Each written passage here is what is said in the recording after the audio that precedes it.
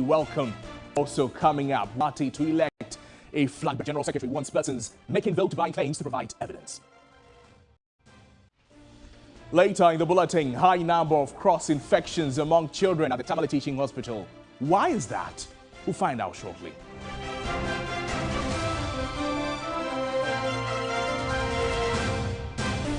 In business news, ahead of the 2024 budget presentation, businesses called for review of e-levy and COVID-19 levy, describing them as amongst top 5 killer taxes.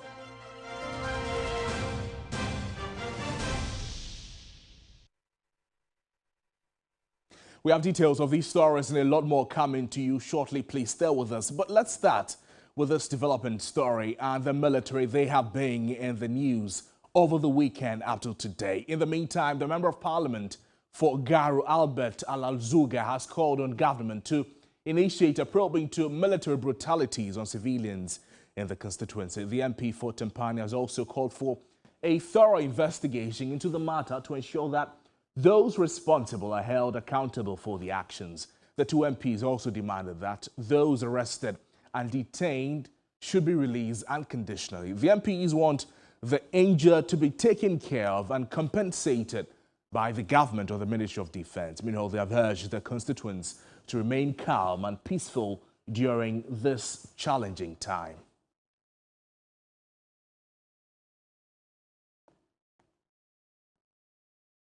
On the back of this, the Ministry of National Security has offered some explanation for what transpired over the weekend. The ministry, in a statement, explained the irate youth armed with AK-47 rifles, machetes, and other weapons attacked a team of 5 counter-terrorism intelligence officers deployed by the Ministry of National Security to Garu in the Upper East region on Tuesday, October 24, 2023. According to the statement from the ministry, following the development, the Ministry of National Security and the Ghana Armed Forces, they conducted a joint operation in Garu on Saturday, October 28, to seize weapons used by the perpetrators. The statement added that a number of the perpetrators were arrested in the process. The Ministry of National Security further said it deemed the attack on the security personnel at a police station highly unacceptable and strongly condemns acts aimed at intimidating and harming officials of state security and intelligence agencies and impeding them from effectively executing their mandate to safeguard the peace and stability of the country.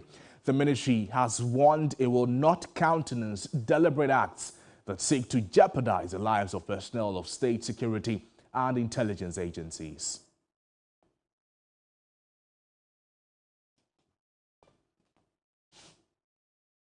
Well, although calm has returned to Garu Township following last Saturday's military raid, this afternoon young persons are still shying away from returning in fear of being arrested. 9 persons are currently in the custody of the police following the military action, which left more than 50 persons injured. According to the National Security Ministry, the military action was to seize weapons by residents used to perpetrate an attack on its personnel. Castro Senyala is a journalist in the region who has been following the development. He's joining us to provide some more update.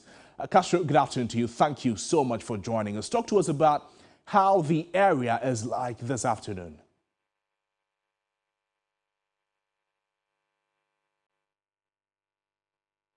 Castro, I'd like for you to unmute your microphone so I could hear you.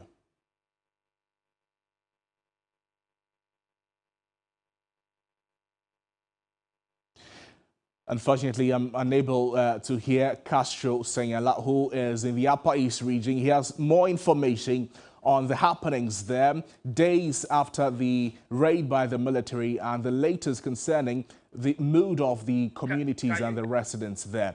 Castro, I can hear you now. Yes, so following the swoop by the military, a lot of people, residents, ran from the area, particularly young men, the military swoop. As we speak now, I've been engaging some residents via phone call who have been telling me that despite the fact that relative calm has been restored to the area, a lot of the youth are still reluctant to return for fear that they may be picked up by the security forces. Although we understand that the military has evacuated their equipment from the area and returned to Boko, where they are helping to keep the peace in the area. But in the general atmosphere of the town, the youth are believed to have fled the town. Are they returning gradually? Yes, so the youth who fled fearing for their lives are gradually returning to the area, but we understand that some still have the fear that the military may come after them, irrespective of whether they are part of those who are said to have who were, in the Garo area for a national duty. But they also say we're also understanding that yes, some of the youth think that even if they come, whether they are part of them or not, the military, who they say is known for the brutalities, would still come to the area, and for that they prefer to stay away than come. But eventually they would come. The Zugrana has sent delegation to the affected areas who where these that the atrocity was happened yesterday, and his delegation has been urging these youth who have left the area to return, because in their words they are following up the issue to ensure that those who are behind the atrocity or the brutality are brought to book. Castro, some 9 persons were arrested, but a whole lot of others, they were injured. What is the state of the injured at the moment? Yes, so as of yesterday, we understand that those who sustained minor injuries, bodily injuries, were treated and discharged. And this morning, some more have been treated and discharged from the various health facilities within the Garo and Timpani areas. But we still get the picture that a lot more of the injured are still being hospitalized.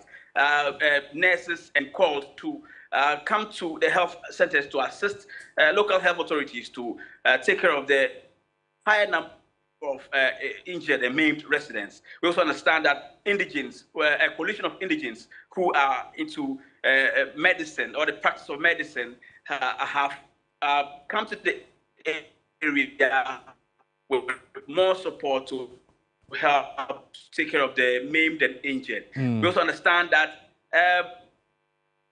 some who have sustained serious injuries, especially to their heads, have been transported to the regional hospital in Bolgatanga, where they are being treated for their injuries. Castro, thank you so much for joining us. Castro Senyala is a journalist in the region. He has been following the story, and he brought us updates there. Well, the latest incident, however, it is not the first time the military has been accused of assaulting residents when one of their own suffers any form of harm. If you remember, on June 21, while residents attacked by military over missing phone, the military high command apologized and probed the incident. The Defense and Interior Committee probes the case and apologizes, as well as the internal mechanism used to deal with the persons the military redeployed. In Ashaiman this year, March 2023, the latest before this very one, Ashaiman military, and they were also in the news as a result of an attack there. 184 residents were arrested in the Dawn raid. The Defense Ministry justified the action. The arrested subsequently released with no sanctions for the army, none that we know about. Then this happened in Garo, October 23. The military national security stormed Garo Saturday dawn. Over 50 residents assaulted and hospitalized. National Security Ministry condemns the youth attack on its personnel. No word from the military high command, and there have been calls for a probe into the development.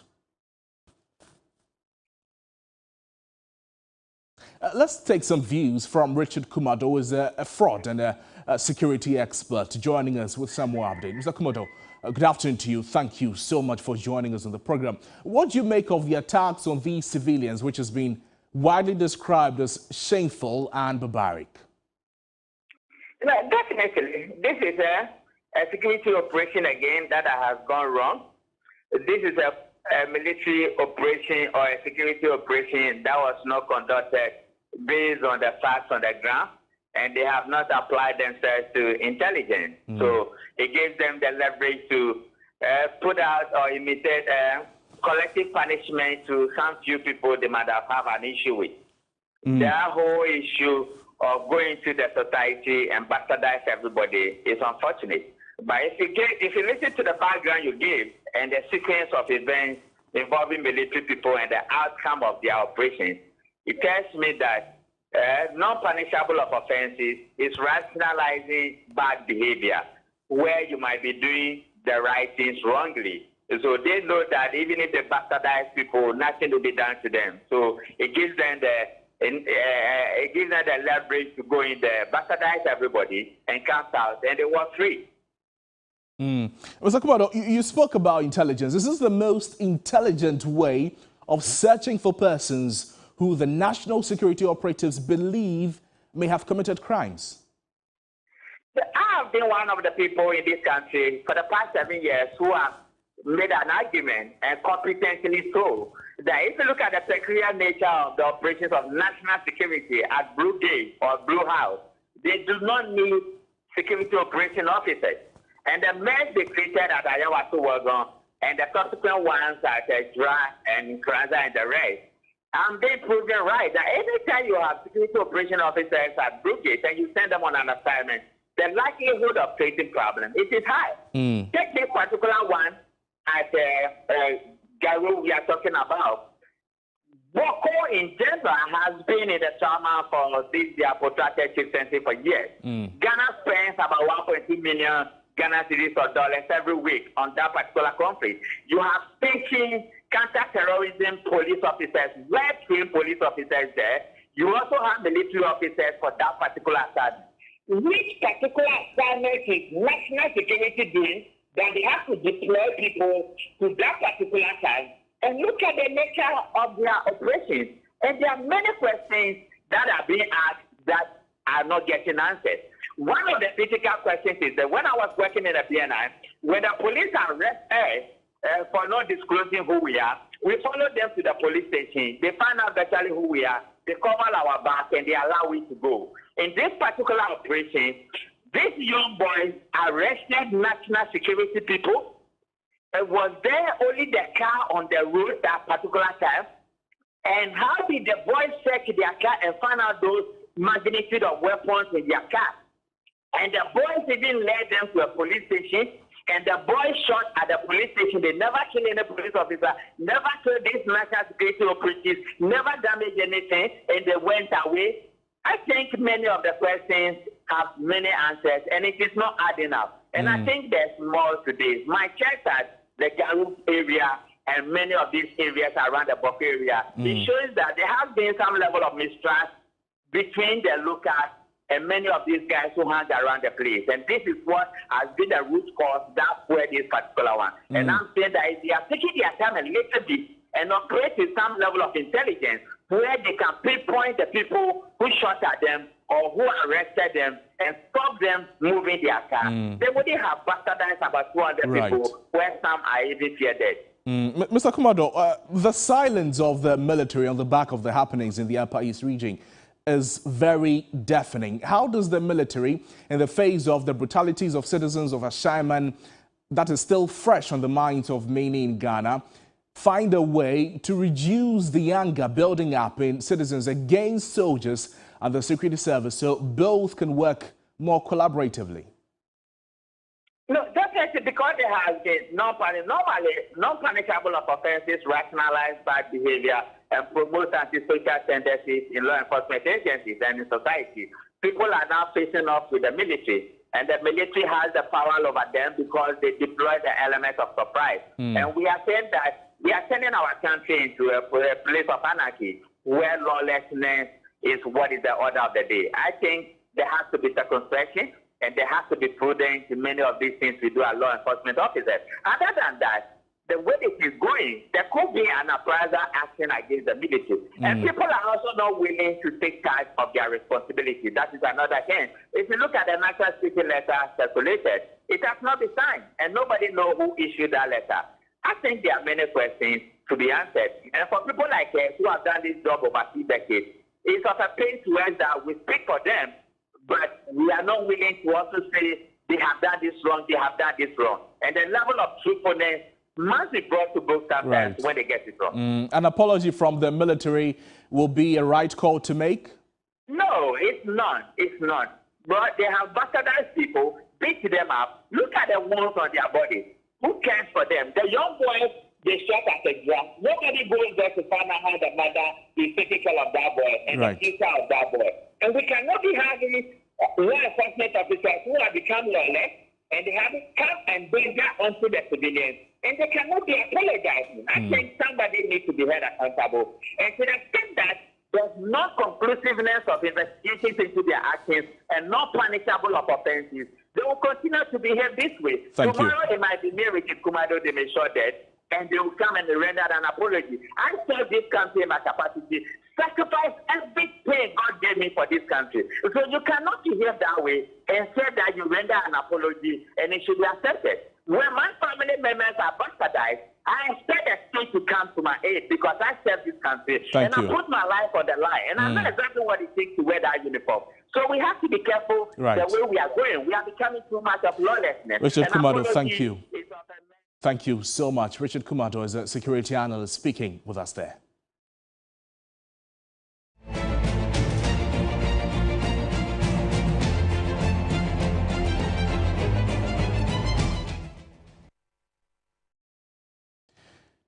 In 5 days, Ghanaians will know which candidate the governing New Patriotic Party will put forward to challenge the NDC's John Dramani Mahama in its quest to break the 8. Already, claims of vote buying by the various delegates arrive.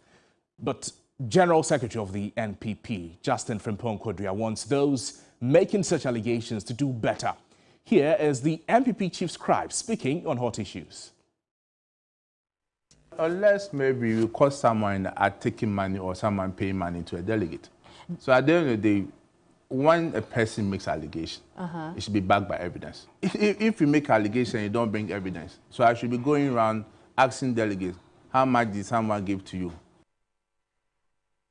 Let's have a conversation on the back of this. Speak with the political analyst, Dr. Dubois, joining us at the moment. Doc, good afternoon to you. Thank you so much for joining us on the program. The heat is getting notches higher. In the run-up to the NPP parliamentary presidential primaries, we're seeing allegations of vote buying. This is the position of the General Secretary of the party. From what you said as a political analyst, what do you make of his response to these allegations?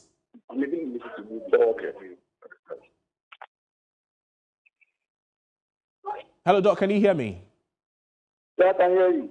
Right. So what I'm asking is the response of Justin Frimpong Kodria to claims of vote buying from some other aspirant of the flag bearership position on delegates.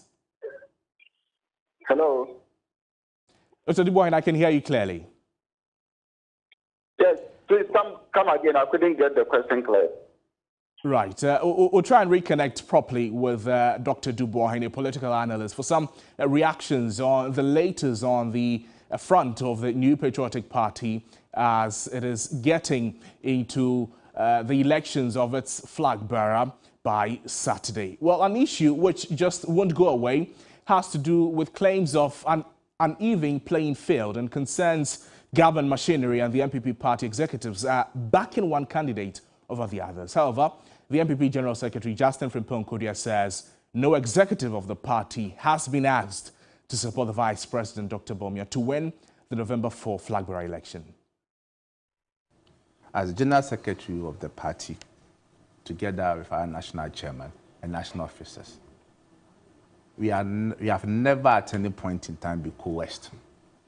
We have never at any point in time been suggested to or been forced to support a particular candidate.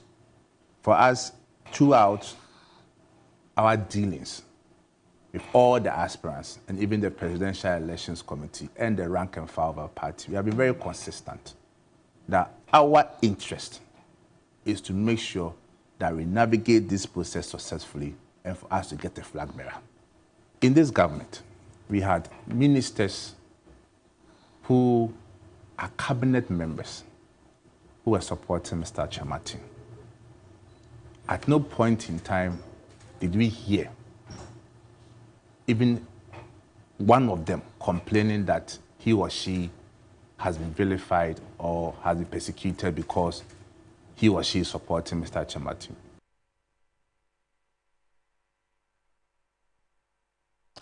Well, let's go back and have a conversation on the back of the happenings on the front of the New Patriotic Party, as in 5 days, Ghanaians will know which candidates the party will put out to challenge the NDC's John Dramani Mahama in the party's quest to break the 8. Already claims of vote buying by various delegates arrive. The General Secretary of the party, Justin Frimpong Kodia, wants those making such allegations to do better and provide evidence. Let's speak with Dr. Bernard Tutu-Boahen, who is a political analyst, for some reactions on the back of this. Dr. Tutu-Boahen, thank you for joining us on the program. Good afternoon to you. If you can hear me now, what I'm asking for is your reaction from where you sit as a political analyst on all that is happening in the NPP. All right, now, brother, good afternoon to you, and good afternoon to viewers and listeners as well. I think that the NPP is once again on a crossroad that will determine whether the mandate that the party has set for itself, to break the 8 will be a reality or it will be a fact. And so they will be going into the polls again to let the flag bearer. And I think that following the conversations and all that, I think that the party should be commended for what they are doing in terms of the arrangement that they've put in place, the committees that they have set, the rules of engagement that they have put up there for the delegates and the aspirants, to follow.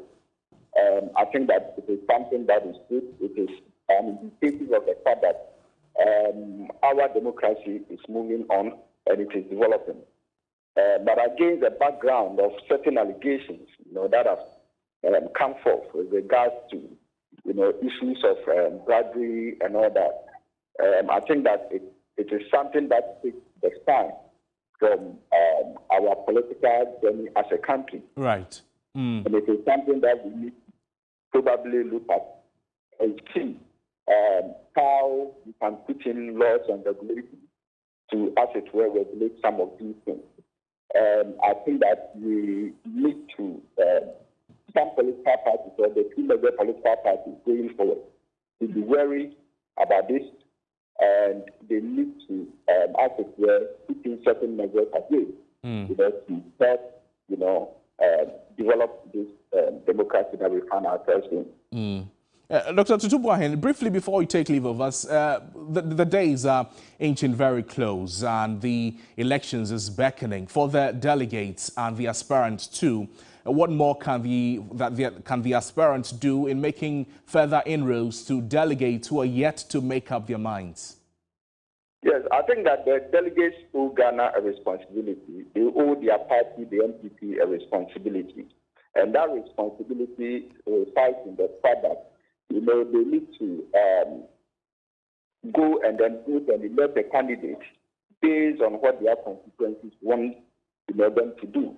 It shouldn't be a kind of pessimistic kind of behavior where, as it is, people will go in for certain groups themselves and then elect candidates that probably the nation is not ready for. Again, they owe the party a responsibility because they have a mandate, and the mandate is to break the 8. And so they could go for a candidate who is in the position, to be accepted by the national, voter, and then probably make it possible for the party to be able to break the 8.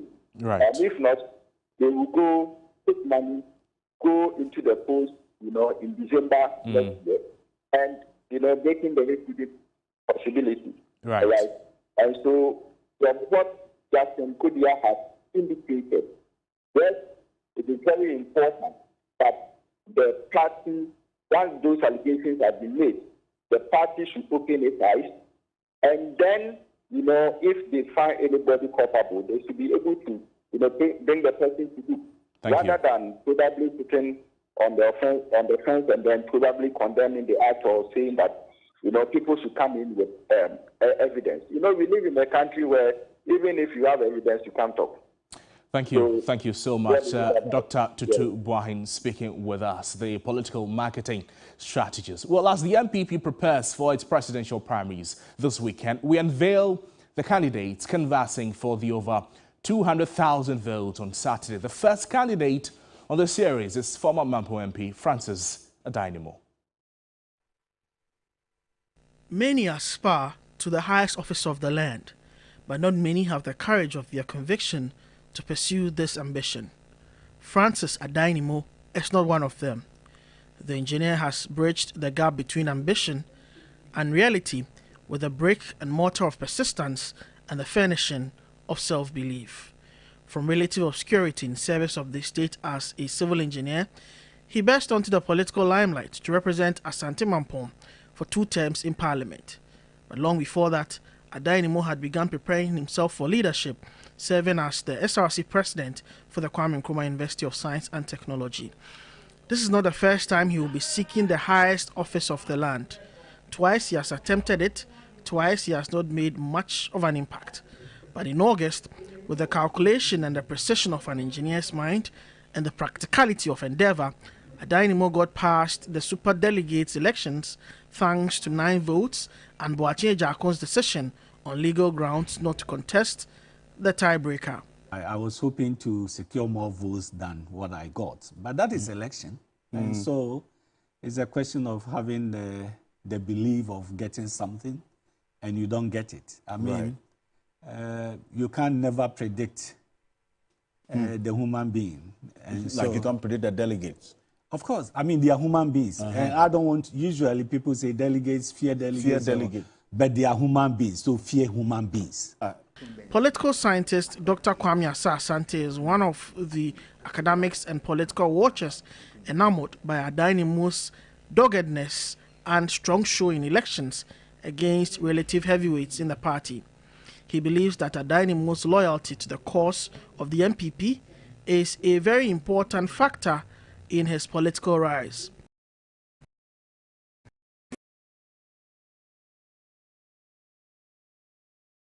From where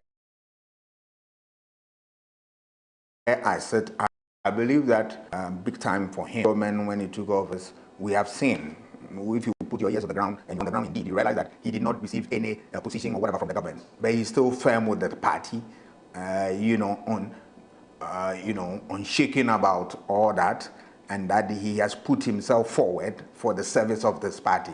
There are people within the party who always believe in people like that, and that loyalty counts, that people who are dedicated to the service of the party.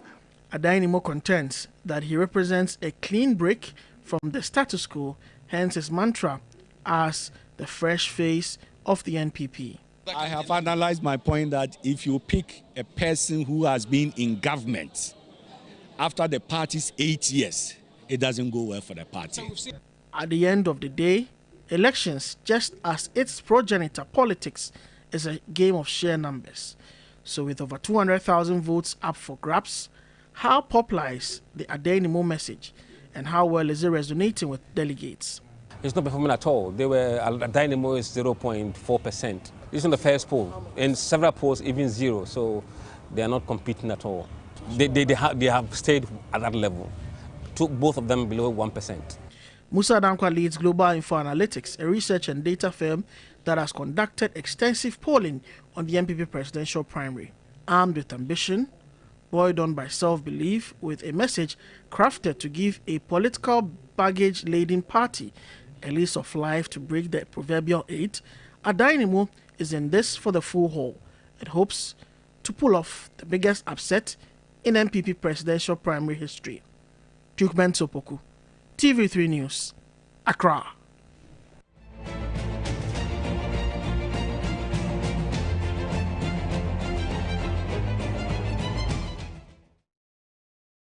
You're reminded that we are your election command center, and on Saturday we'll bring you all the details and the updates as well as all the happenings concerning the MPP presidential primaries.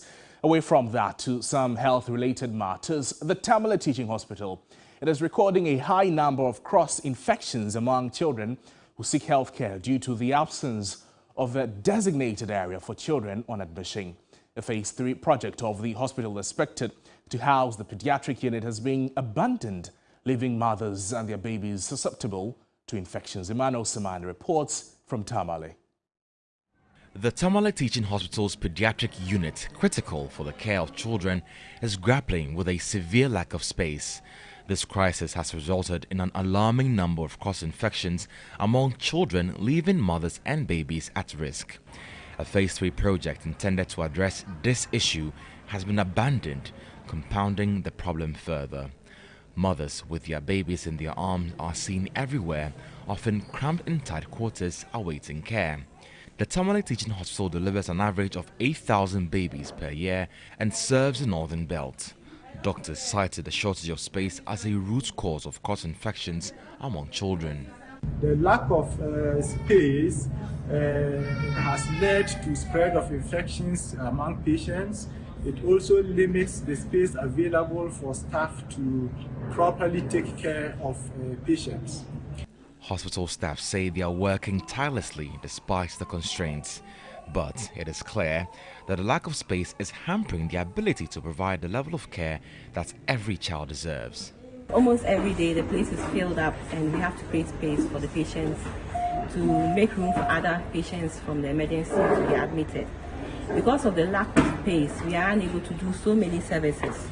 Currently, we don't even have enough monitors and we don't have a ventilator to put in to take care of our patients. Ideally, as a unit, we should have our own intensive care unit and then step down to the critical care before we can then admit patients who are stable to the ward. The impact of this dire situation extends beyond the hospital's walls, and mothers who have brought their babies here for treatment are worried. When the children are here, we are on the floor, and here is infected place already. And you are on floor, your child will be here crying, you will get up, you collect the child, you feed the child like that. A lot of things that me, I'm not happy.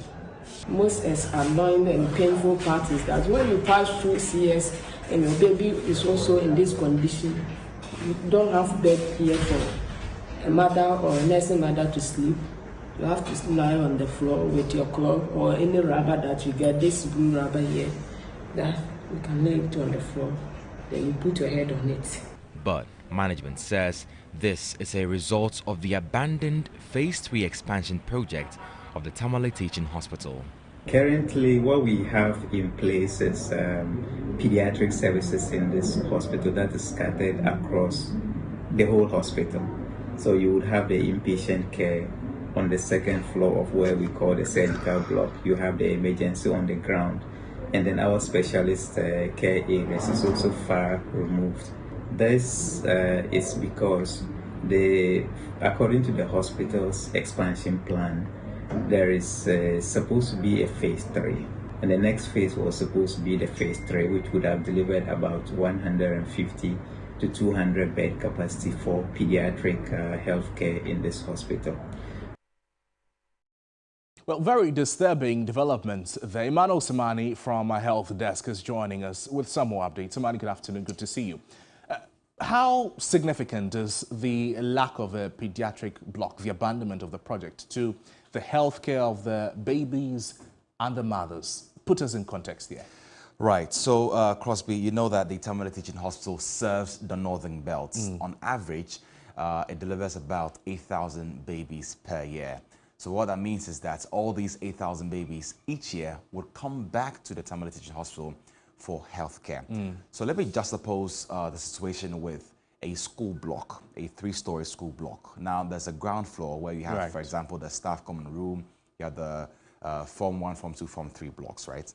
Now, what it means is that because they don't have space, they are sharing their services throughout the entire block. So for example, when you take the pediatric intensive care unit, it's in a small space in, let's say, the staff common room. When you take the pediatric emergency, it's in a small space again in, say, the Form 1 block. And so the services are scattered across the entire space. And so when you're walking there, the place is crammed up tight, you know, with even the staff don't have space to go around. So it's hampering you know, training of medical students as well. they have equipment which don't have space for the patient care. And so really the consequences are dire. And like you heard from one of the doctors who indicated that as a result of that, there are cross infections, right. Because you are going to, let's say, an emergency unit with your child who has a weaker immune system, who would go there and pick up an infection from that ward, and so on and so forth. And so speaking to management, they say that the unit which is supposed to house the pediatric block, which is supposed to house all these individual units, has stalled since 2017, right, as a result of the phase 3 expansion project of the Tamale Teaching Since Hospital. 2017, but what are efforts to make further arrangement or any arrangement whatsoever to resume work on the abandoned project? Well, so it's all up onto government, because they don't have the funding to continue with the expansion project. And so they are making do with what they have, scattering the services across the hospital, which is not the best. And so it is high time government comes in to continue with that expansion of the Tamale Teaching Hospital. But for the mothers, we had some of them speak with you there, narrating how bad the situation is for them and their children. Some of them are laying on the floor with their newborn babies. Absolutely, Crosby. And so as part of the pediatric block, it would also house the maternal hostel. Right. So what that means is that, for example, if you have a child that is in the pediatric intensive care unit, because of the setting of the intensive care unit, mothers are not allowed to, visit or stay with their babies. And so they're supposed to have a hostel where, when it's time for breastfeeding, they move from their hostel and then to where the babies are. But because of the lack of the pediatric block, you see the mothers scattered around, sleeping on the floor, waiting for it to be time for them to go in there and see to their babies. And so it's high time government comes to the aid of the Tamale Teaching Hospital. Samani, thank you for that revelation. Emmanuel Samani brought us details of this very, very disturbing situation at the Tamale Teaching Hospital.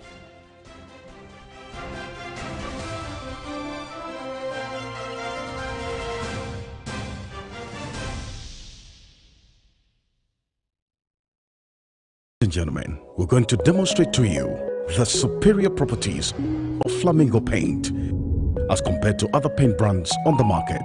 We take equal quantities of Flamingo paint and this ordinary paint. We then dilute them with water. And now, let the test begin. The gentleman on the left is going to apply the ordinary paint, and the gentleman on my right will use the Flamingo superior paint. As you can clearly see, Flamingo has the obvious better hiding. Furthermore, Flamingo has painted a much larger area. You know, one bucket of Flamingo paint is equal to several buckets of any other paint brand on the market. Flamingo paint is made with superior formulation to give superior durability, superior hiding, superior coverage. Flamingo paint, simply superior. Ladies and gentlemen, the third edition of the Ghana Digital Innovation Week is ready to kick off from Monday 6th to Wednesday the 8th of November at the Accra International Conference Center, the Digital Transformation Center, implemented by GIZ on behalf of the German Federal Ministry for Economic Cooperation and Development. In collaboration with MASHAV, Israel's Agency for International Development Cooperation, the Ministry of Environment, Science, Technology and Innovation, and the Ministry of Communication and Digitalization, with the support of ITC and UNCDF, will bring together the digital ecosystem stakeholders on one platform to learn, share ideas, and network. Over 5,000 attendees, 50 exhibitors, and over 40 insightful sessions led by ecosystem actors. The three-day event will bring together digital enthusiasts, policymakers, students, private sector actors, and many others. It will be preceded by regional events from 1st to the 3rd of November 2023 in the Northern, Eastern, and Ashanti regions respectively. Attendance is free. Register now at www.gdiw.com.ga. Let's meet from Monday the 6th to Wednesday the 8th of November at the Accra International Conference Center. See you. Everybody knows Acrobato. And if you know Acrobato, it means you know M-Punch Homeopathic Clinic. M-Punch Homeopathic Clinic is my pillar. Let's hear what others are saying about M-Punch Homeopathic Clinic. Who will be careful M-Punch one? Chese na me ankasa me period na say problems wom. Ntina ma wo ho idea ma me. Papa chese na nya asem ketewa. Na me kwan point no mo hwe me modem no mo hwe bibia na so mo meduro. Mo meduro me fire no. Ene ma won kra me enu. Foforo kwa na mkwan mu a eba. Head everything yourself. Me ma me no adwodwo eda ho a wontumi nante.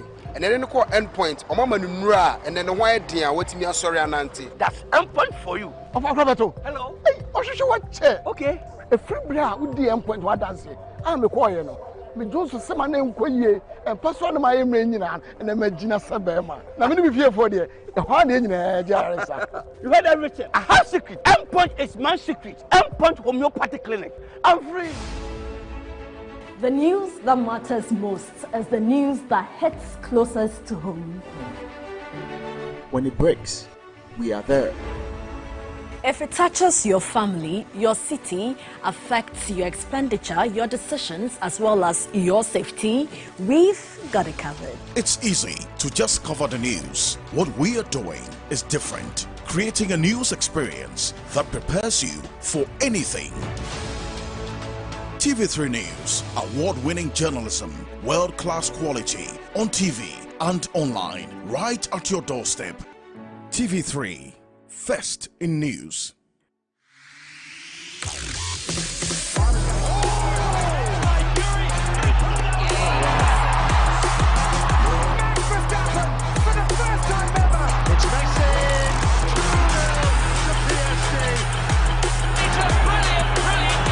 Cristiano Ronaldo continues his record.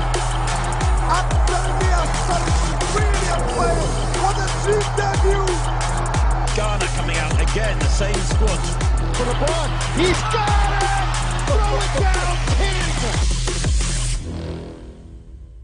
Sports Station, Mondays, 9 p.m. on TV3. Sports Station is brought to you by Betway, Nesta Mouthwash. Flamingo Paint, superior durability, superior hiding, superior coverage, simply superior.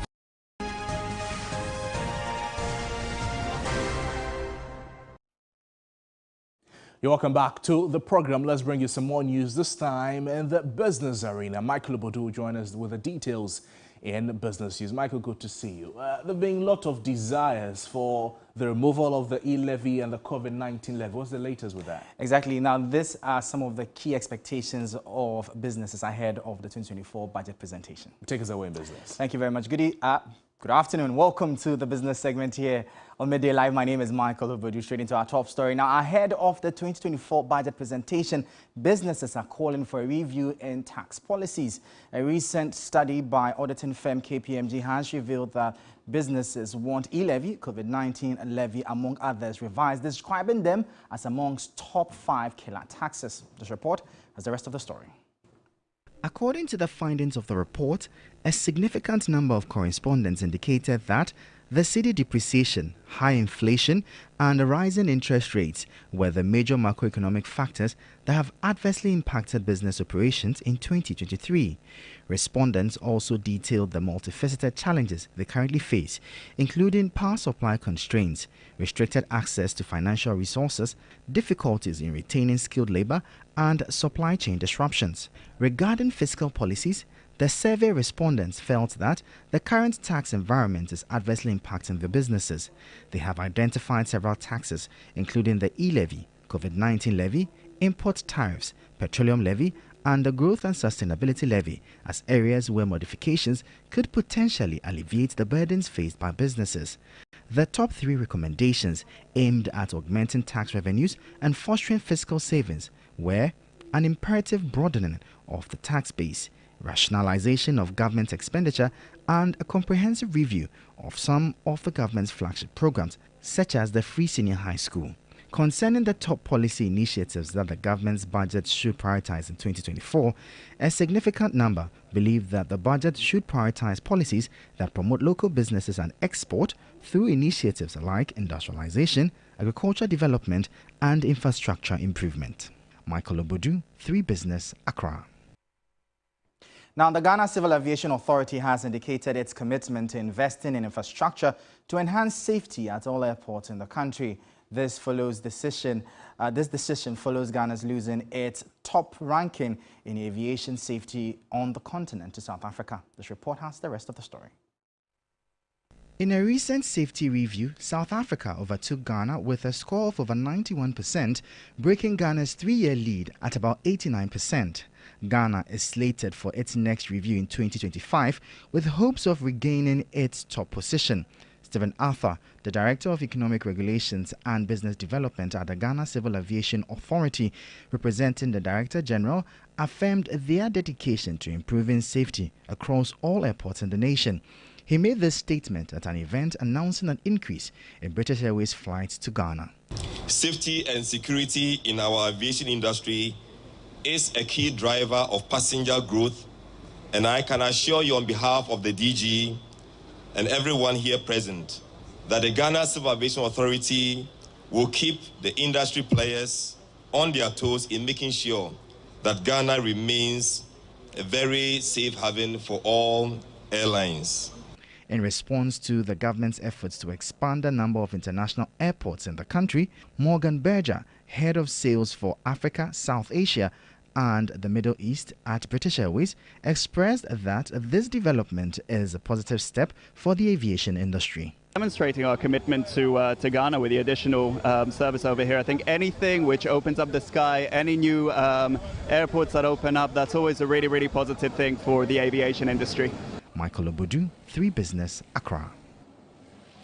Now, the Executive Director of the Africa Center for Energy Policy, ACEP, Benjamin Boakye, says African leaders must provide the needed investment and infrastructure to harness clean energy under the African Continental Free Trade Area after. According to him, the current activities of assembling components of solar PV systems by companies in the clean energy space do not qualify them to benefit from the opportunities the Trade Pact provides. He spoke to 3 Business on day 2 of the ACEP Future Energy Conference in Accra. Currently, most of the companies that are in the PV value chain or solar PV systems are operating at the assembly level, where they only put components together and it becomes a solar panel. That will not let you qualify under the Africa Continental Free Trade Agreement. We need to get into manufacturing some of the components, in some instances up to 60%.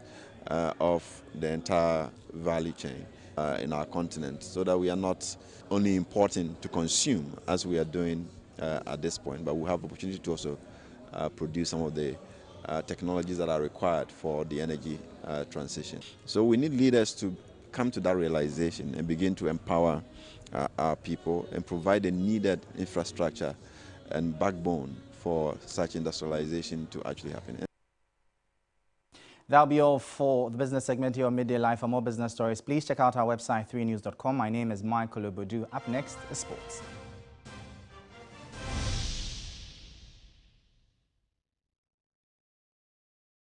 Abna Rice is saying thank you to all its loyal customers and consumers for being loyal to the brand. From the 1st of September 2023 to 31st of January 2024, buy any 4.5 kg bag of Abna Rice and you stand the chance of finding a gift voucher inside the bag. Prizes you stand to find include LED TVs, washing machines, microwaves, blenders, smartphones, bags of rice, burners, and many more. Redeem your gift vouchers from any Lele depot or selected wholesalers nationwide. So, what are you waiting for? Go on and grab your 4.5 kg bag of Abna Rice and win big. Remember, the Abna Achadia promo is on from the 1st of September 2023 and ends on 31st of January 2024. It's the Abna Achadia promo. Buy more, win more. Terms and conditions apply. This advert is FDA approved.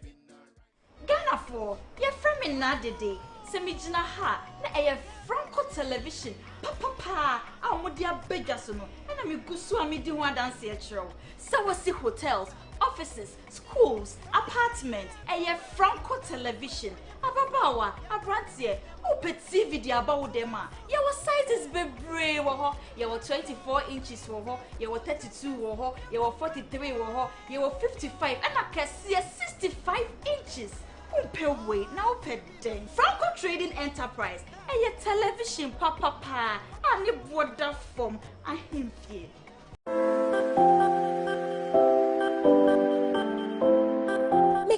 mmerɛ bi etwemu na debia yɛ dabɔne ma me chinyi no nanso ene ye chua me Maxim regular hair relaxer a free olive hair moisturizer ka ho no ma bra bo asesa me the Maxim olive hair moisturizer no from Maxim regular hair relaxer no na me dia fa me chinyi na se Maxim regular hair relaxer ye chinyi ase adwuma ma ne yemre motso na atnetene no so kama me sanso the Maxim's rich hair pomade ye me chinyi na se na amanansei amanembubu na amanantetenso afeidie me chinyi na ashrin emuso ye dru Maxim super hair relaxer so ho homa wona wo chinyi na edin Maxim hair relaxer because you are the max. FD Adredi.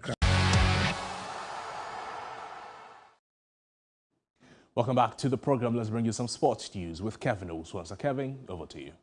Good afternoon. It's time for sports here on Better Life. My name is Kelvin Oswansa. Starting with the Ballon d'Or, which comes up this evening, and the winner will be announced later tonight in the ceremony in Paris, with Argentina's Lionel Messi, the overwhelming favorite to win the Men's Award for the 8th time. Messi and Spain's Aitana Bonmati landed 2 awards after World Cup wins in the last year. Spain and Barcelona midfielder Bonmati was recently named UEFA Women's Player of the Year and won the Golden Ball for the Best Women's World Cup Player. Messi, now at Inter Miami, has already won a record 7 awards in 2009, 2010, 2011, 2012, 2015, 2019, and 2021. Portugal's Cristiano Ronaldo is next with 5, but will not be adding a set this year as he is not on the shortlist for the first time since 2003. France's Karim Benzema was the winner of last year's awards. Now let's take a quick look at the 30 names that will be vying for the award this evening. But the first one will be the men's Ballon d'Or, and it's currently voted by journalists, selected journalists, and then out of 100 top nations when it comes to the FIFA rankings, will have their journalists vying for voting for that particular award. For the women's Ballon d'Or, the 50 top nations in the FIFA ranking for women's football would have journalists selected to vote in that. And the Yashin Trophy is awarded by an international jury of football journalists, 1 journalist per country for the top 100 nations in the world. So if you want to see the awards for this evening, there is Women's Ballon d'Or Award, there is Men's Ballon d'Or, there is the Women's Club of the Year, Men's Club of the Year, there is the Copa Trophy, that is for the Young Player of the Year, and then there is the Yashin Trophy for goalkeepers, Gerd Müller Trophy is for the best goal scorer, and then the Socrates Award, that is for humanitarian and charity works done by some of the footballers. Last year's award was won by Sadio Mane. Now to Mediama Sporting Club, and who are set to host their CAF Champions League group stage matches at the Barbara Sports Stadium in Kumasi. While they initially played their qualification matches at the Cape Coast Stadium, a recent CAF inspection deemed it unfit for international matches. Consequently, the Barbara Sports Stadium in Kumasi is now the only approved venue in Ghana for hosting such games, including CAF Interclub group stage matches. In Group D of the competition, Mediama will compete against defending champions Al Ahly, Algerian champions CR Belouizdad, and Tanzanian giant Young Africans.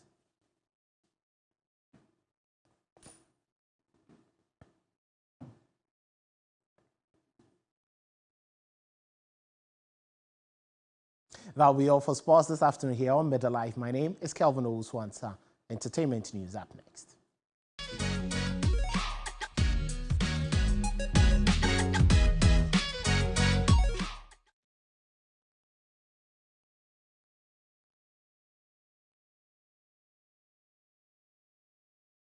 Let's join Noella Donko for some entertainment news. Noella, good to see you, and over to you. Okay, thank you so much. Good afternoon. Welcome to the entertainment news segment here on Midday Live. My name, like you said, is Noella Donko. Now, Stonebwoy climaxes 5th Dimension album World Tour at Brixton in the UK with an electrifying performance. Here are some highlights from his final event in the UK.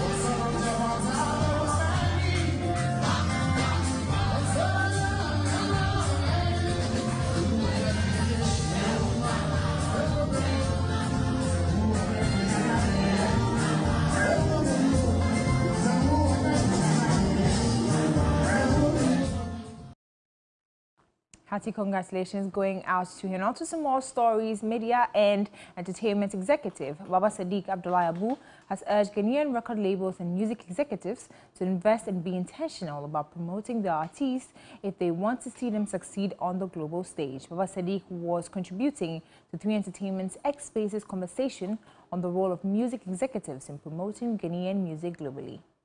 But today, you cannot afford not to have a strategy and be intentional. You've got to be intentional. You've got to roll it out. You've got to have a timeline for it. You've got to run it like a campaign.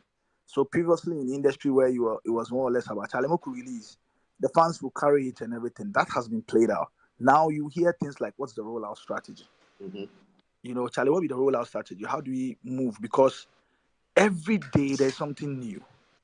Every day there are 1,000 songs that are pushed out. There are a lot of emails that are pushed out. What is the strategy? What is the budget? You cannot. And that's why when somebody said that, oh, if you don't have money, no, let's begin to deconstruct that. That era where it was like, oh, Charlie, if you don't have money and you have an interest, guy, you will die. It's gone. Because it's gone. So, I mean, Joe, today, as part of a strategy, your TikTok strategy alone, you've got to have a budget. So the system gradually is whipping and shaping everybody.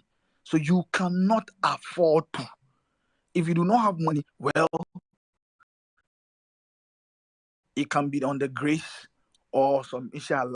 But well, that's it for the entertainment news segment here. My name is Wale Donkobi. Handing over to Prasmi now.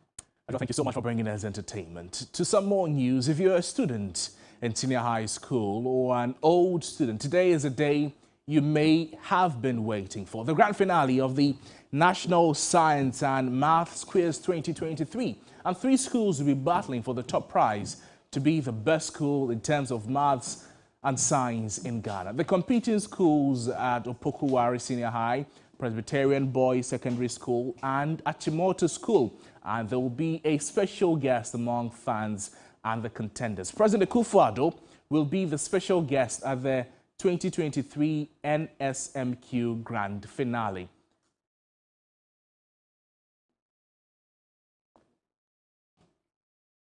Well, let's touch base with my colleague Christian Yali, who is following the National Science and Math Quiz. Christian, good afternoon to you. A big day for the senior high schools. What is the mood there like?